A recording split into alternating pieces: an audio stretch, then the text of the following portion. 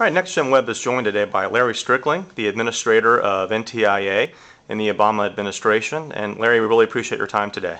Happy to talk, Jeff.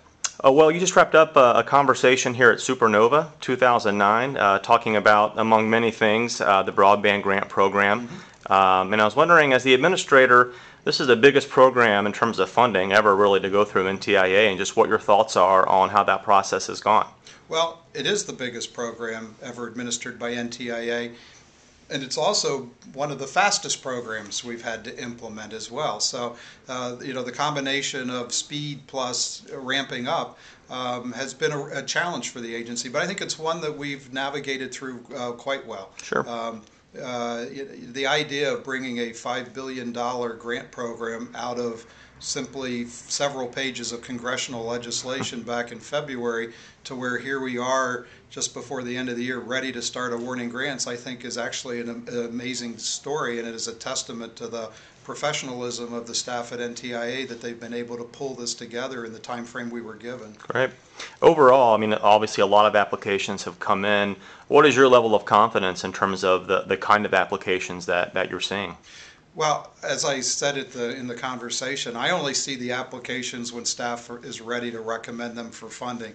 But we know that we've received 2,200 applications between commerce and agriculture asking for $28 billion. And we, at least at NTIA, we have about $1.6 billion allocated to this first round. So the projects I have seen that have been presented to me are of very high quality.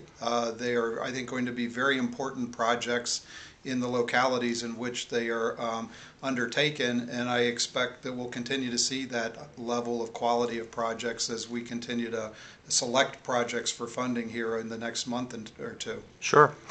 Given the level of capital investment made by industry, how critical is that to this process of getting broadband deployed throughout the country? And are the program being run through NTIA, does that show the value of public-private partnership?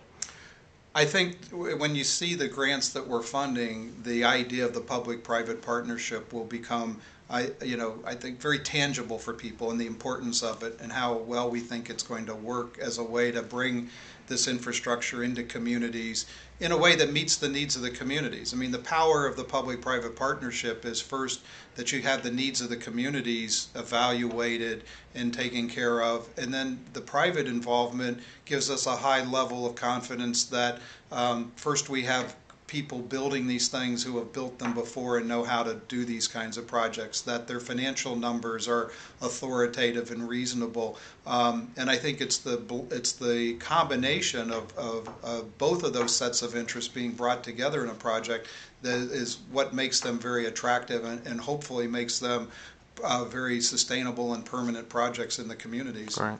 And Larry, finally, the Obama administration inherited an economy that we'll say needed some work. And not to say that broadband is a silver bullet, but you touched on this in your conversation earlier today about how critical broadband infrastructure is to restarting America's economy. Could you expound upon that a little bit? Well, I think it's absolutely the case that if we're going to compete globally and if individual parts of our country are going to keep pace with the global economy, they have to have this modern infrastructure in place. And so we're going to do our best to bring this into areas that are currently unserved or underserved with the hopes that it'll directly create jobs through the construction efforts that will be undertaken to build these facilities, and then the presence of that infrastructure in a community hopefully will be a growth engine as these communities develop with the benefit of that infrastructure in place. They'll be much more able to, if somebody has a good idea in one of these communities that can be developed into a project sold worldwide, they'll now have that opportunity to get that onto the world stage in a way that perhaps they didn't before. Great. Well, Larry, thanks for your leadership on these issues, and we appreciate you spending some time with NextGenWeb today. Oh, my pleasure. Thank you.